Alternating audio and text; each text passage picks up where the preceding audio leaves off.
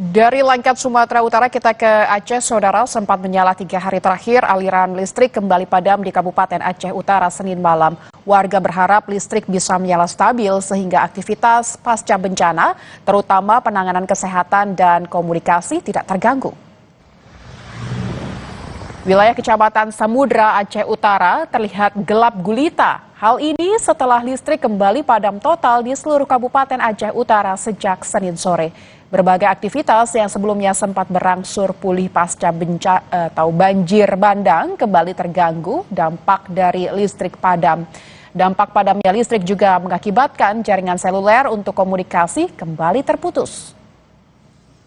Lawan arus dengan berkata abadi. Ternyata sampai sekarang lampu kita belum nyala. Mulai daripada sejak banjir lah. Tidak pernah normal lampu. Tadi jam berapa mati ya?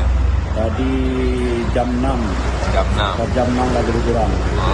Ini selain mati lampu berdampak apa ya? Jaringan telepon tidak ada. Jadi kita untuk komunikasi sesama saudara kita terputus.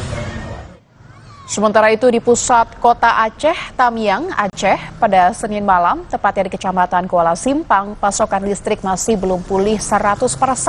Namun pemulihan listrik terus dikebut hingga malam hari. Petugas memasang instalasi listrik yang merupakan kabel jaringan tegangan menengah.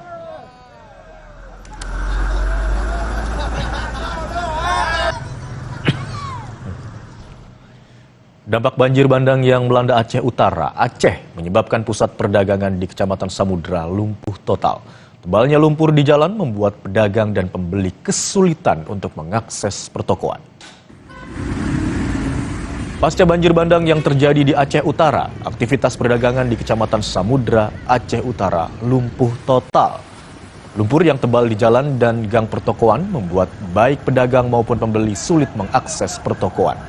Akibatnya, pendapatan warga yang umumnya bersumber dari berdagang ikut terganggu. Barang-barang yang ada di dalam ruko pun rusak karena terendam lumpur. Belum ada upaya pembersihan jalan dari pemerintah setempat. Sehingga pedagang secara swadaya membersihkan toko dan jalan agar aktivitas jual beli bisa kembali normal. Ini akses mata pesisir lumpuh total di sini. Sama sekali tidak ada pemasukan untuk daerah Kedai Gedung. Nah, sementara kakak sendiri mengungsi nggak, Kak? Kalau mengungsi nggak, rumah aman. Cuma toko 2 kena. Barang-barang di dalam toko gimana? Habis semua. Habis. Habis kena lumpur semua. Karena air tiba-tiba meludak. Langsung tinggi. Dari pemerintah sendiri tidak ada pembersihan ini, Kak? Tidak ada. Kami di sini patungan. Patungan sesama toko.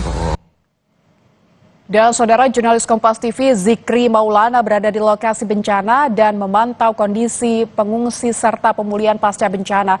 Lalu bagaimana kondisinya terkini di Aceh Utara? Kita sapa Zikri Maulana di Masjid Blang Senong, Kecamatan Baktia Barat, Aceh Utara. Zikri, hampir 2 pekan sudah pengungsi bertahan di posko pengungsian. Bagaimana kondisi warga saat ini?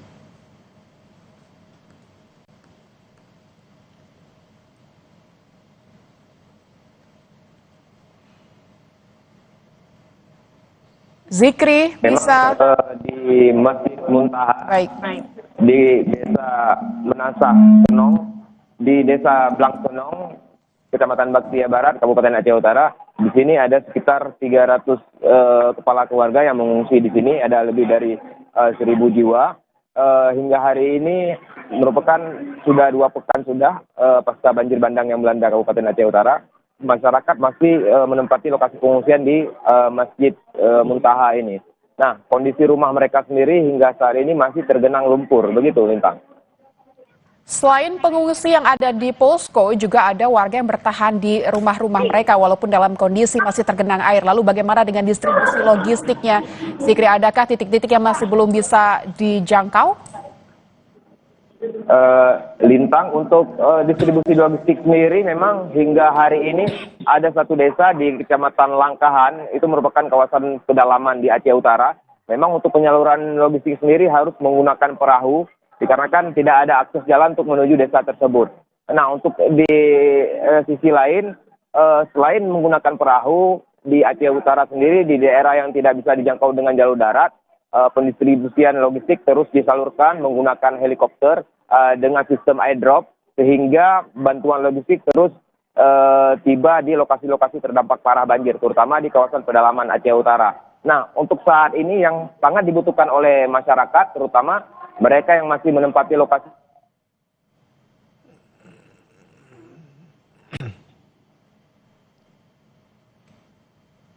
Zikri, Bu. Sepertinya kami mengalami gangguan komunikasi dengan Zikri di Aceh Utara. Kita akan hubungi kembali, saudara.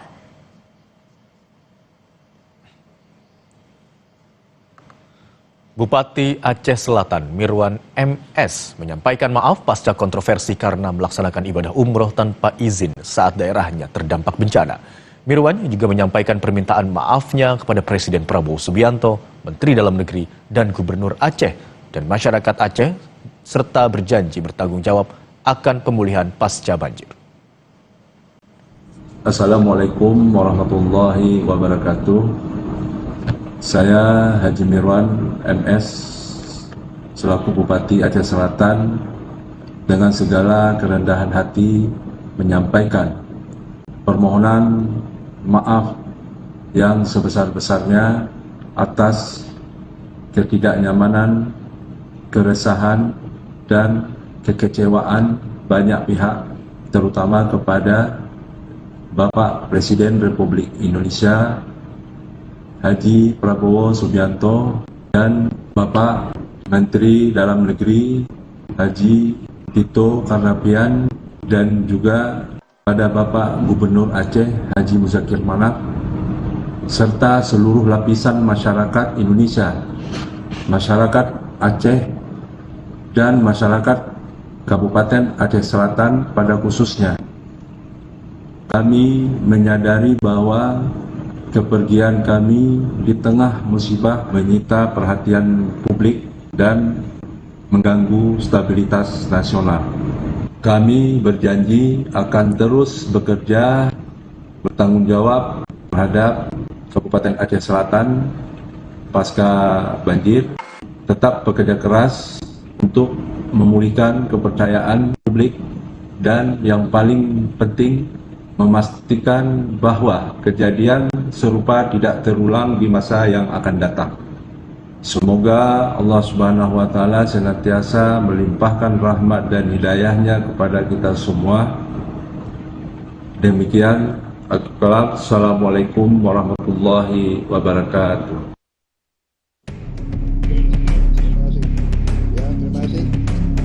Presiden Prabowo Subianto menyentil Bupati Aceh Selatan Mirwan MS yang pergi umroh tanpa izin saat wilayahnya terdampak bencana.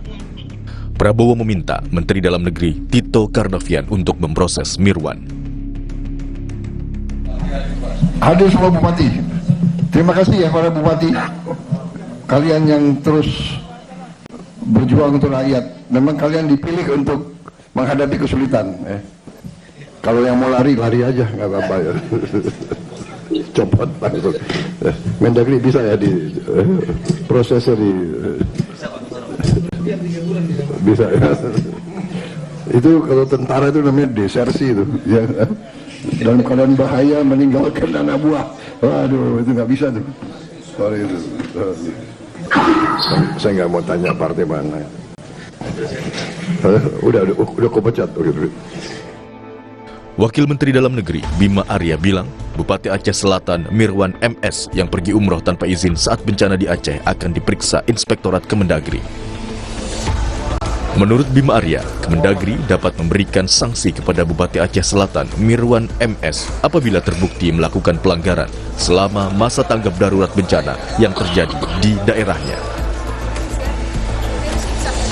Presiden ingatkan secara tegas kepada seluruh kepala daerah untuk tidak meninggalkan gelanggang, untuk tetap ada di lapangan.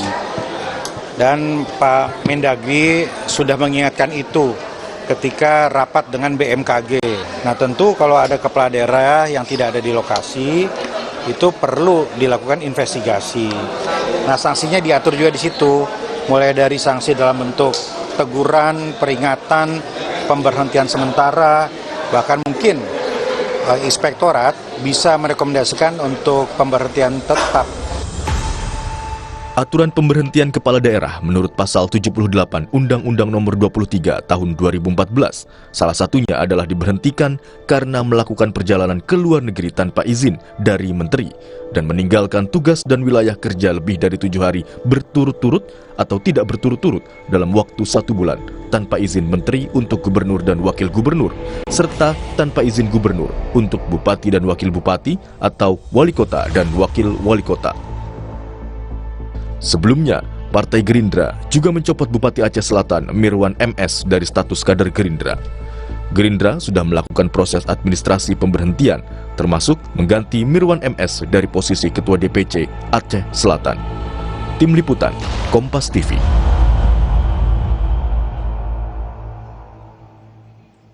Presiden Prabowo Subianto tiba di Islamabad, Pakistan, Senin siang waktu setempat, saudara. Setibanya di Nur Khan Base Airport, Presiden Prabowo disambut langsung oleh Presiden Pakistan Asif Ali Zardari dan Perdana Menteri Shehbaz Sharif. Undangan kunjungan ini sudah disampaikan Perdana Menteri Shehbaz sebanyak 2 kali, yaitu saat konferensi tingkat tinggi D8 di Kairo, serta pasca KTT perdamaian Gaza di Mesir. Pemerintah Indonesia memandang kunjungan ini sebagai kesempatan strategis memperkuat kerjasama bilateral di tengah dinamika geopolitik regional dan global. Presiden Prabowo menegaskan komitmen Indonesia untuk terus mendorong solidaritas, kolaborasi, dan kemitraan yang saling menguntungkan dengan Pakistan dan negara-negara sahabat lainnya.